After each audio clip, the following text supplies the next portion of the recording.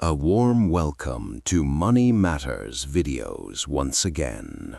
Viewers, this sounds like the plot of a movie, but in real life, bandits carried out suspenseful planning and robbed millions of pounds from a British government train without firing a single shot. Everything began months ago when a few well-known criminals in London put their heads together to execute a new feat. Bruce Reynolds, who was the mastermind of this plan, along with a few of his associates, began planning an unparalleled heist.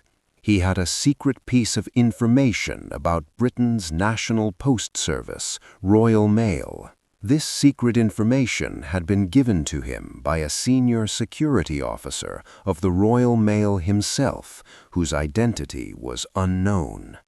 The information was that a specific carriage called the High Value Packages (HVP) carriage on the train from Glasgow to London would be carrying a very large amount of cash on a particular day, and they were to rob that very carriage. Bruce Reynolds and his associates were well-known criminals, but they had no experience in robbing trains. Therefore, they involved another gang from London in this plan who did have experience in train robberies. This infamous gang was known as the South Coast Raiders. Gradually, the team grew, and now more than 15 people were involved in the plan. They were determined to rob the government train without firing a shot. But this was no ordinary heist where you just stop the train and loot it. Months of planning went into it. On August 7, 1963, at 6:50 p.m., the train departed from Glasgow Central Station for London. It was scheduled to arrive at Euston Railway Station in London at 4 a.m. the next day. This train had a total of 12 carriages and 72 post office staff on board to sort mail during the journey. This train was run specifically to drop parcels and post at various stations, which is why it had to drop parcels at different stations without stopping. Whenever a station approached, the local post office staff would hang bags on a special elevated ramp. As the train passed the platform, it would slow down, and the staff inside would grab those bags with the help of a net. Similarly, the bags of mail to be dropped at that station would be thrown onto the platform while the train was still moving. Through this process, mail was distributed at various stations without stopping. The carriage to be robbed was not yet attached to this train. That carriage was safely parked at Nuneaton Railway Station.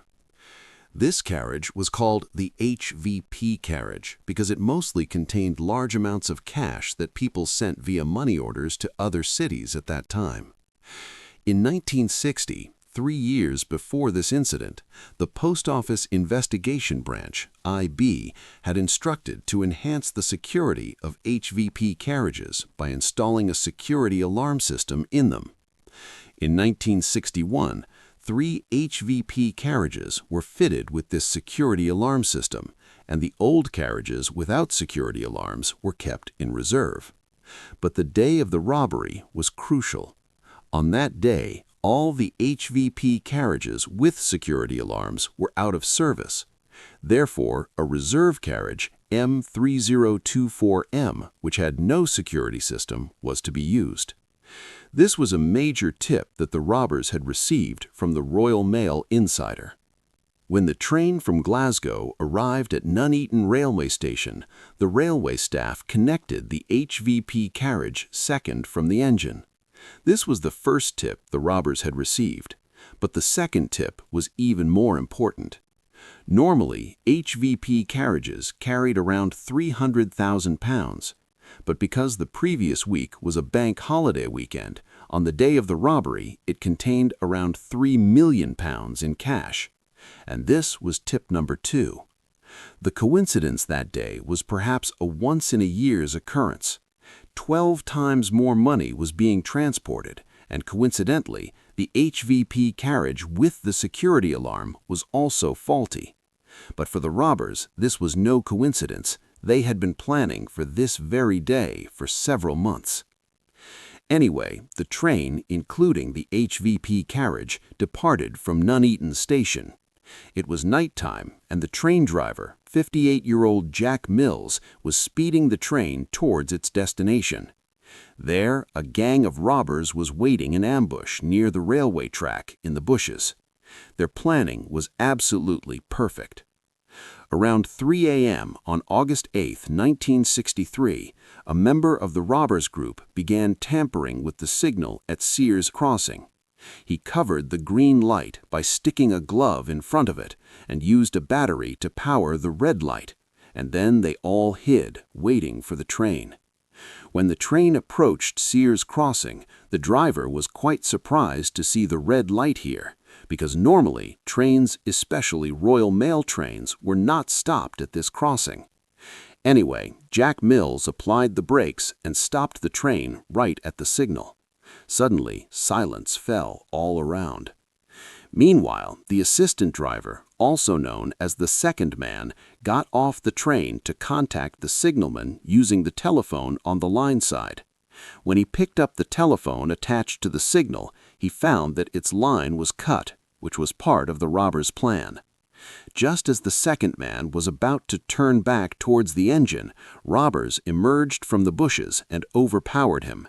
Some robbers climbed onto the engine from both sides and tried to overpower the driver. When Jack Mills resisted, a robber hit him on the head with an iron rod, and he fell unconscious in the driver's seat. The robbers had come with a complete plan. While this commotion was happening in the engine above, some team members disconnected the first two carriages behind the engine from the rest of the train. Their plan was to take the train itself away from there. But where to?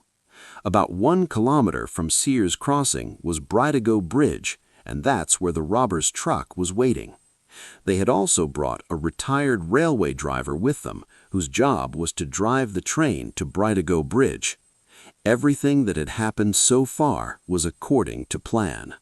But now the robbers faced their first problem. The driver they had brought along got flustered just by looking at the controls of this new engine, because he had never operated this type of engine before. Forced, the robbers tried to revive Jack Mills and compelled him to drive the train 1 kilometer. Now the engine and two carriages started moving again and were stopped at 1 kilometer away at Bridego Bridge. During this time, the staff in the remaining carriages left behind had no idea why the train had stopped.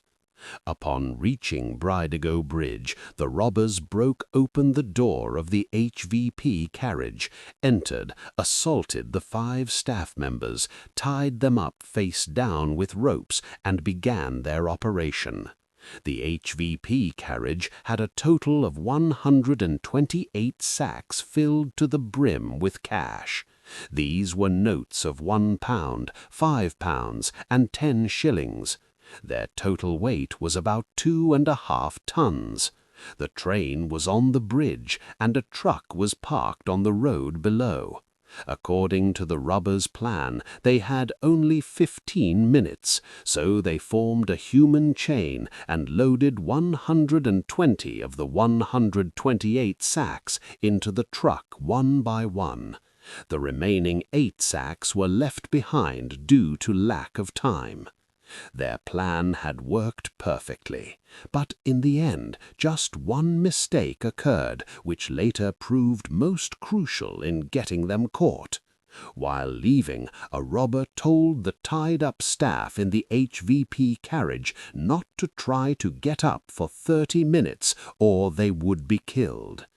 The robbers had an Austin Lodestar truck on which all the cash was loaded, and 2 Land Rovers on which they had put the same number plate, BMG 575, to mislead witnesses. After the incident, they all fled from there. After about a 45-minute drive at around 4:30 a.m., they reached their hideout, which was about 43 kilometers from the scene of the crime, near a village called Oakley. During this time, they were also listening to police conversations on VHF radio, which helped them a lot. At the very moment they reached their hideout, the police also became aware of this robbery. But for now, they were very happy. They parted heartily at the hideout. They even played the Monopoly game there, and that too with real money. But their happiness was a guest of only a few minutes. A little while later, through the radio, they learned that the police were looking for them within a 50-kilometer radius.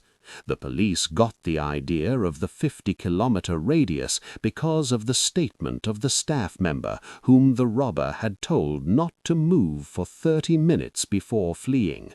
So the police had a good idea that within half an hour they would be within a 50-kilometer radius.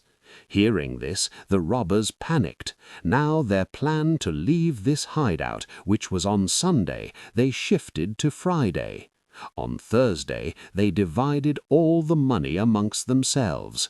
The looted amount was around £2.5 million. According to some reports, each got around £150,000, which was a huge amount at that time. That means each person's share, in today's terms, would be around £3.9 million. The rest of the money they distributed among the helpers who handled the smaller rolls. They wiped their fingerprints from everything in the hideout before Friday and assigned one person the duty to burn down the hideout after they left, so that the police would find no evidence. He took the money but fled without burning the hideout. During this time, the police were searching for them throughout the Buckinghamshire area. Helicopters were hovering over the city, police cars were running everywhere, and there was an uproar in the national media. The police also announced a £10,000 reward for information. On this, a person living near the hideout came forward and informed the police that there had been a lot of commotion there on the morning of August 8th. On suspicion, the police immediately raided the hideout. It was a Leatherslade farmhouse that the robbers had rented just 3 months earlier. There, the police found a lot of evidence linked to this robbery, such as empty sacks, mail, and a truck that had been hastily painted yellow. The robbers had wiped their fingerprints from here, but some fingerprints were present on the Monopoly board they had played with using real money. These fingerprints proved to be a major breakthrough in this case because all of them had some prior criminal records, so those fingerprints matched the records of the police and Scotland Yard, and the real culprits were identified. Within a few days, the police arrested 14 of the 16 people. Only 2 people managed to evade the police. One was the replacement train driver, whose real name was unknown to anyone, and the second was that senior security officer of the Royal Mail, whose tip had led to the entire plan. To this day, no one knows the identity of that officer because he never revealed his real face or his name. The court declared this robbery the crime of the century and sentenced almost all members of this gang to 30 years in prison. After this robbery, Bridego Bridge became famous as Train Robbers Bridge, and to this day that is its new informal name. Jack Mills, the 58-year-old train driver, could never work this job again due to the head injury and passed away 7 years later due to shock. Hope you all will like and share this video from Money Matters abundantly as well. Thank you very much for your loving comments. See you in the next fantastic video.